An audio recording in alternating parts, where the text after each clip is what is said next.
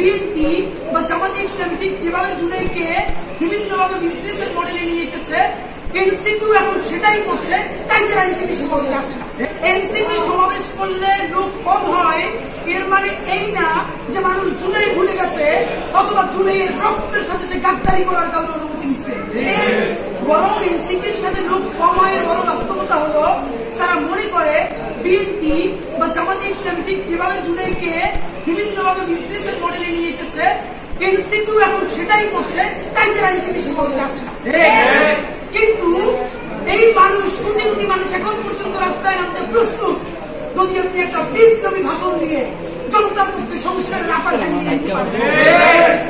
প্রধান উপদেষ্টা আপনাকে বলি, আপনার উপদেষ্টারা সারাক্ষণ জুজুর ভয় দেখায় না?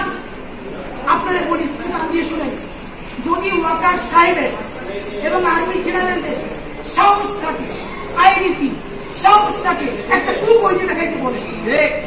ভাইরা, ব্যাপারটা এমন না। লিথাল উইপন যখন চলে তখন পুলিশের উইপন আর আর্মির উইপনের পার্থক্য থাকে না, প্রত্যেকটাই জীবনটাই নেয়। এই মাত্র একটা বছর আগে আমাদের হাজারো হাজারো শহীদ, যেইগুলিতে শহীদ হয়েছে, এর চেয়ে দামিগুলি তো আর্মি আমাদের উপরে ব্যবহার করতে পারবে না। আপনি মনে রাখেন, এই ওয়াকার সাহেব অথবা আর্মি যদি কোনো ভুল করার চেষ্টা করে, জনগণ গিয়ে ক্যান্টনমেন্টের ইট খুলে নিয়ে আসবে। একটা ইট ক্যান্টনমেন্টে আস্থা থাকবে না, আপনি লেগে রাখেন। আপনি কারে ডরান? আপনি ভোট নেন।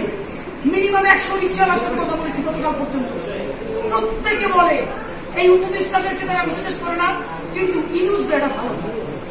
এর মানে সারা বাংলাদেশের জুলাই যোদ্ধারা, জুলাইয়ের পক্ষের শক্তিরা আপনার মুক্ত দেখা এখন পর্যন্ত এই সরকারের একটা হাত ধুয়ে রাখছে।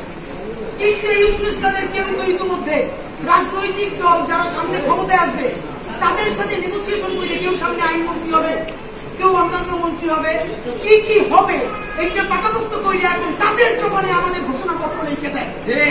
এখন সেই ক্ষমতায় যারা আসবে সেই দলের মুখপাত্র হয়ে তারা এই সরকারের মধ্যে কাজ করে।